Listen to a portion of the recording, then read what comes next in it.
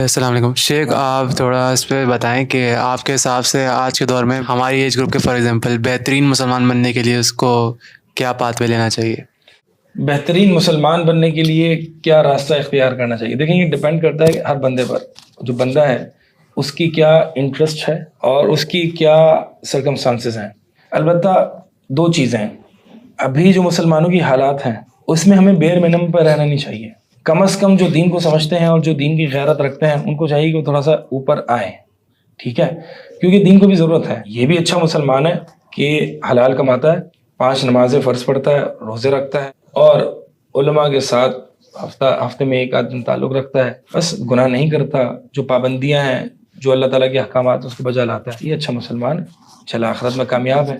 لیکن میں آپ سے یہ پوچھ رہا ہوں کہ اس گہما گہمی میں کیا انسان اس بیر منیمم پر رہ سکتا ہے؟ سوال میرا یہ ہے، بہت مشکل ہے۔ مثال کے طور پر اگر میں اتنی دنیا کروں گا اور صرف اپنے آپ کو دین کے اعتبار سے 5 نمازوں پر ہی محدود رکھوں گا کہ بس میں نے 5 نمازیں پڑھنی ہے، ہاں بس تھوڑا سا قرآن پڑھ لینا ہے، تو آج کا دور ایسا ہے، یعنی یہ فتنوں کا دور ہے۔ نبی علیہ السلام نے فرمایا تھا نا کہ دین پر ثابت قدمی جو ہے وہ آگ کے انگارے کو پکڑنے اور اس کو ہاتھ میں رکھنے کے برابر ہوگی۔ اور بعض حدیث میں آتا ہے کہ ایسا زمانہ آئے گا کہ ایک شخص صبح مومن ہوگا، شام میں کافر ہوگا، شام میں مومن ہوگا، صبح کافر ہوگا۔ اس کا ایمان اتنا فلکچویٹ کرے گا، اور یہ ایمان میں جو فلکچویشن آئے گی وہ کس وجہ سے آئے گی؟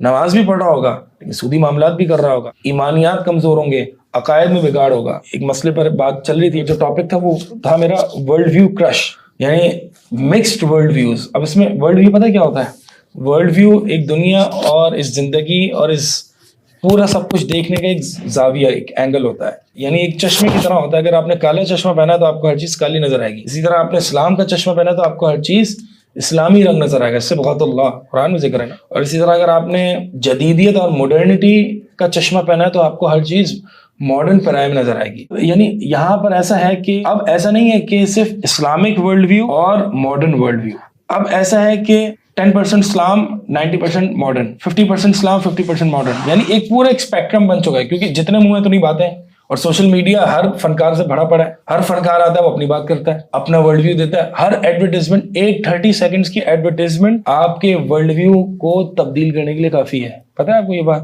آپ کے سب کانشیس میں ورلڈ ویو ڈالنے کے لیے کافی ہے۔ آپ تو کہیں یار یہ کیا، اس میں کوئی مسئلہ تو نہیں ہے، 30 سیکنڈ سے میں دیکھ لیتا ہوں۔ ایک کمرشل جو کہ 30 to 40 یا 50 سیکنڈز کا ہوتا ہے، آپ کے سب کانشیس کو غلاظت سے بھرنے کے لیے کافی ہے۔ پھر آپ کلمہ اسلام کا بھی پڑھ رہے ہوں گے اور اسلامی تعلیمات بھی لے رہے ہوں گے، لیکن آپ کے جو ازمپشنز ہوں گی وہ ماڈرنٹی والی ہوں گی کہیں نہ کہیں، یا ایک ورلڈ ویو کرش ہے نا۔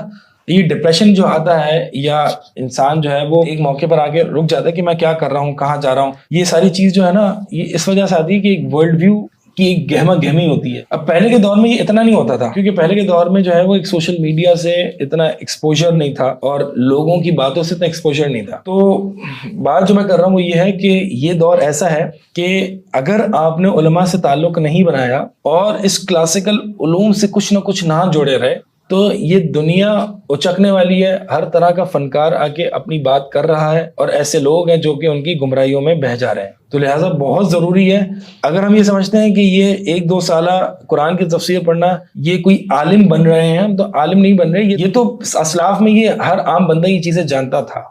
اب مجھے بتائیں، میں 70 سال کا ہو گیا، 60 سال کا ہو گیا، مجھے قرآن نہیں پتا کہ قرآن کے اندر اتنی چھوٹی سی کتاب میں یہ کیا لکھا ہوا ہے۔ یعنی یہ نالائکی نہیں ہے میری کہ میں نے یونیورسٹی میں اتنا سب کچھ پڑھ لیا، نہیں پڑھا تو صرف یہ نہیں پڑھا، داڑھی بھی ہے، نمازیں بھی پڑھ رہا ہوں، لبرل سیٹ آف assumptions بھی ہیں، کہیں نہ کہیں ماڈرنٹی بھی ہے، یہ اسی وجہ سے کیونکہ ہم نے یہ پڑھا نہیں ہے۔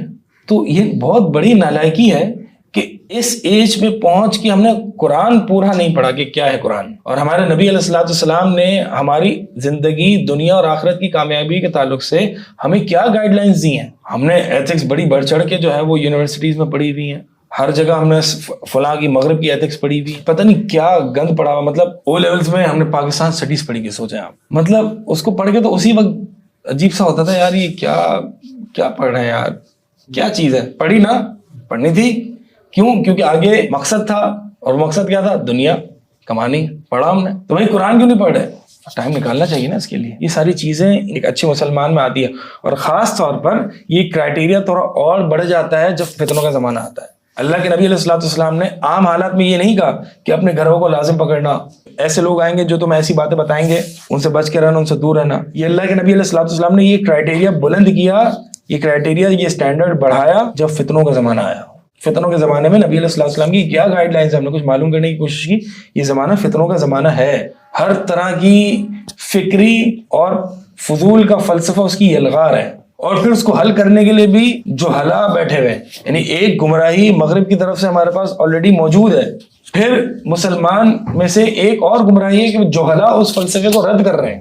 جہلا یعنی جاہلوں کی جمع، یعنی یہ ظلمات فوق الظلمات، یعنی ایک گمراہی کے اوپر دوسری گمراہی.